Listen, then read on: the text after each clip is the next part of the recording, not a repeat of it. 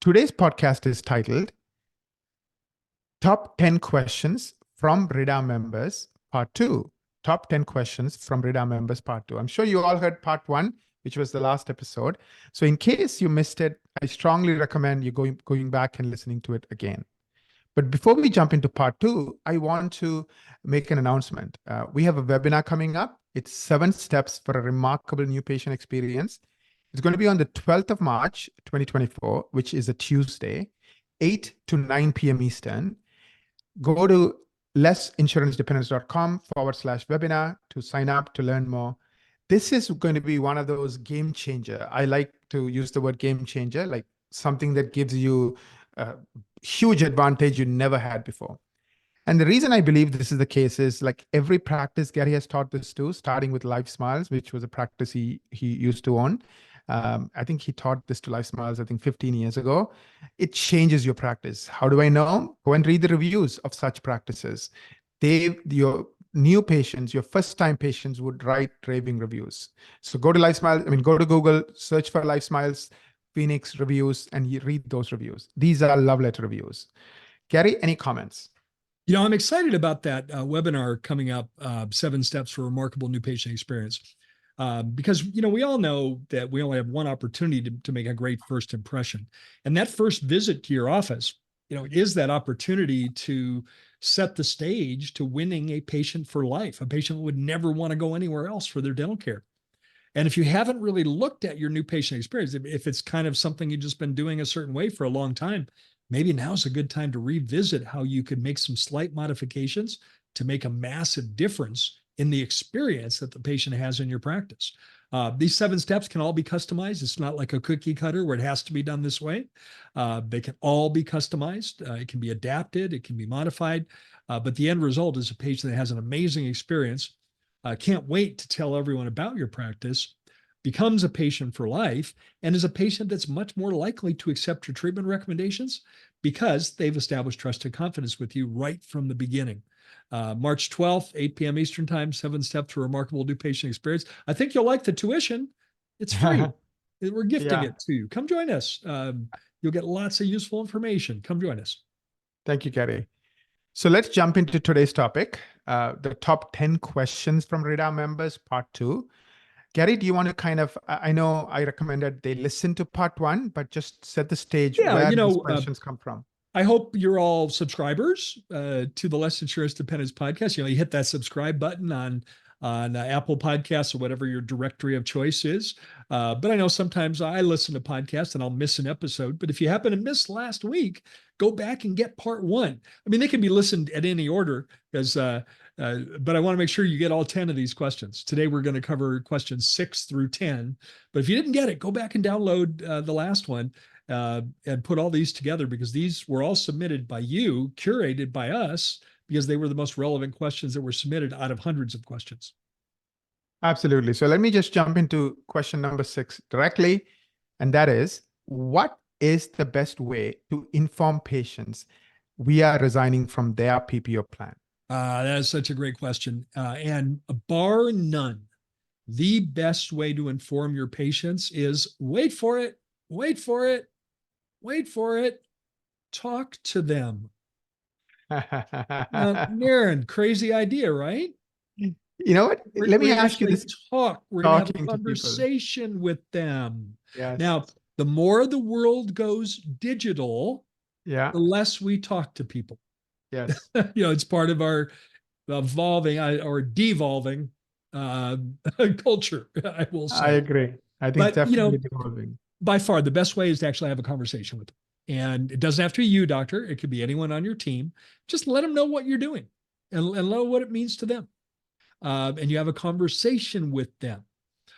Now, I have the counterpoint to that. The counterpoint to that was done not under my guidance. I want to emphasize this, but this was a doctor who had been a longtime listener of the podcast. And she thought, okay, I think I know enough to do this. And she started down the path, and she got really impatient. She said, it's just going to take too long. I'm just going to send my patients a letter. And literally sent the letter out to her patients saying, as of this date, I'll no longer be, contracted with your insurance plan. And the byproduct of that was she lost way more patients than she would have. She ended up becoming a client to fix the mess. And I'm happy to report that it has a good outcome. However, there was some pain and suffering in between. It's kind of like I messed it up. Imagine, Darren, that you get a crazy idea that the motor in your BMW isn't quite, performing. So you're going to rebuild the motor yourself. And you're going to go to YouTube and you're going to learn how to rebuild it because it's all on YouTube, right? Yeah, of course. Everything's on YouTube. Yes. And you're going to look at this and say, hey, I'm a smart guy. I can figure this out. And you're going to rebuild the motor. How's that going to turn out, Aaron? I think I'm going to have an accident on the highway. Hopefully not. But and then when you take it into the BMW deal, they're going to charge you more because you messed it up. Yeah. Now, I don't do that consulting wise. I don't charge more, but it was frustrating to see that she could have avoided that. And she said, I know, I heard you say that, Gary. I heard you say, don't just send the letter, but I just got impatient and I did it. So by far, the best way is to talk to as many patients as possible. Now, we don't have to talk to all of them, but to talk to as many as we can, because then it's a two-way conversation. They're able to ask questions, but it's the most effective communication. Because we know from studying communication that only 7% of a message is the words.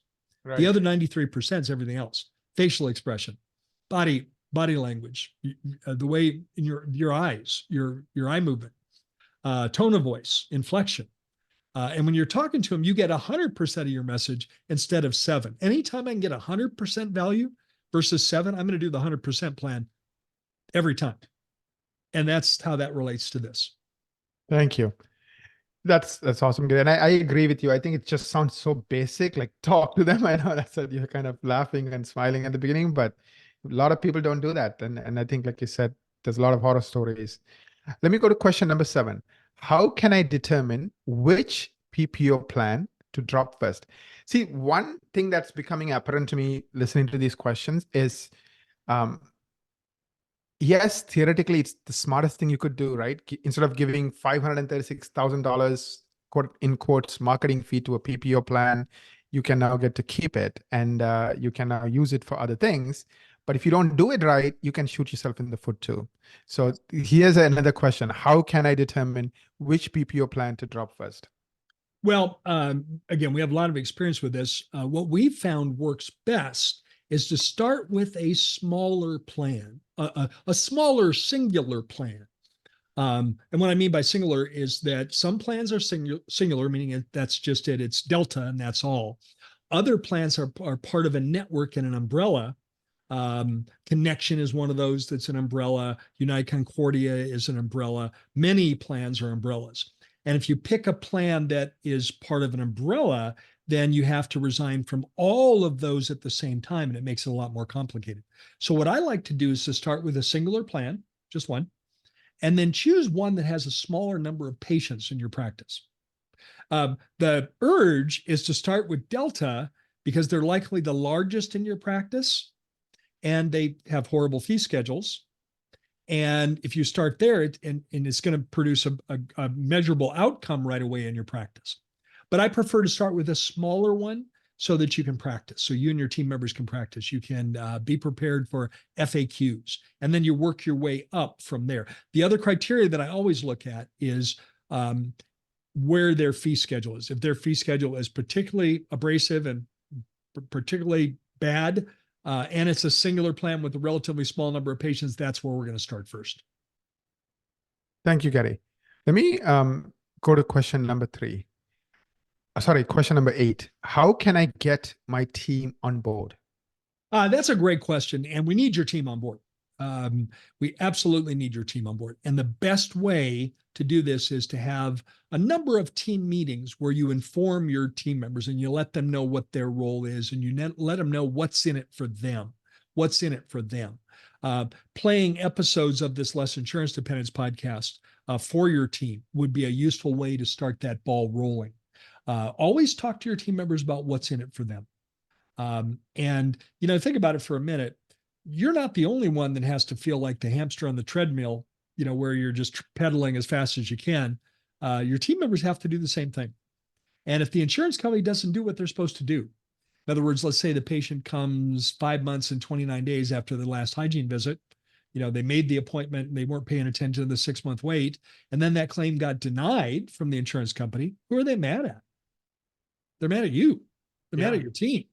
And so this is a way to get more harmony in your practice. This is a way to reduce the upset in your practice.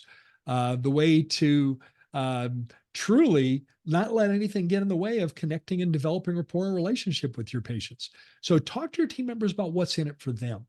And the more they can get their arms around what's in it for them, the more supportive they're going to be in playing their role. Every team member has a role in this. But that's a great question. I'm glad that was one of the 10.